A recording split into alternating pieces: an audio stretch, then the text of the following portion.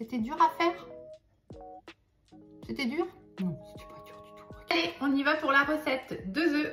Donc là, je vais utiliser mon petit batteur électrique. Tu prends celui que tu as, hein.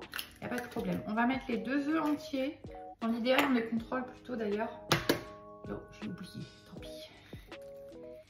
Hop. Voilà, impec. 50 g de sucre. Hop. Donc là, ici, on va faire une belle génoise. On va essayer. Et on y va. On va faire ça pendant un bon petit moment. Il faut vraiment que ça blanchisse et que ça double, voire triple de volume. Donc on y va. Allez, c'est bon. Tac. Donc ça, vraiment, t'hésites pas. Au plus longtemps tu vas le faire, au mieux ce sera. Je dirais bien presque 10 minutes, hein, sans problème. Hein, voilà. Donc une fois que tu vois, tac, on a bien monté en volume, on est arrivé là.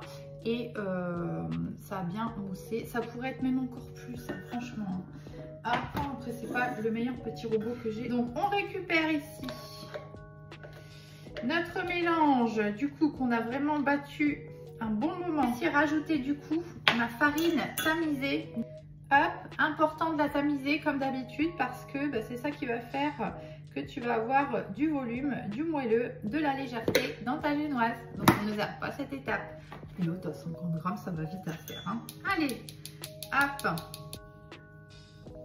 Allez, je mélange et je reviens. Le moule, 12 tartes renversées. C'est des mini tartes en fait qui vont nous donner un petit rebord, ce qui va nous permettre de pouvoir y rajouter après notre petite confiture.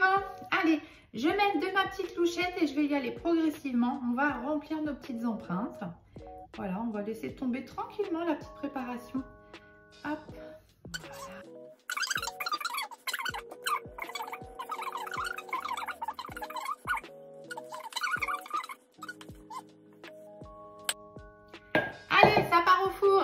Et allez hop, c'est cuit. Donc j'ai donc mis 13 minutes pour mon four à 180 degrés, entre 12 et 15, hein, ça dépend.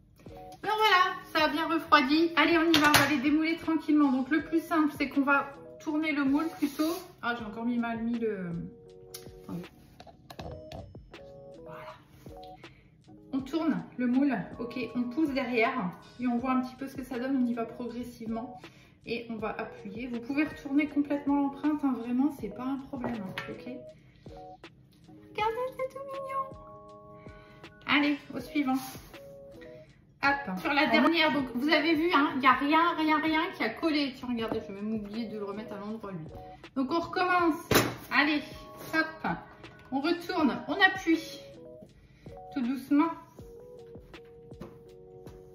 Et on enlève simplement de la confiture, celle que tu préfères. Et tu vas venir tout simplement, tu vas comprendre ce petit creux. Tu vas comprendre. Alors, on va essayer de ne pas en mettre non plus 10 kg, hein, c'est pas l'idée. Mais voilà, tu vois, tout simplement, je fais plus près, tout simplement. Avec une petite cuillère, on va venir, tu vois, tirer un petit peu pour arriver jusqu'au rebord, sans déborder, parce que sinon après, c'est esthétique, hein. Mais voilà, je vais pas dire ça gâche, mais voilà, c'est plus pareil. Et tu vois, je tire tout doucement avec ma cuillère, je pousse en fait, hop, ma confiture. Je vais essayer d'avoir quelque chose d'à peu près droit. Hop, voilà.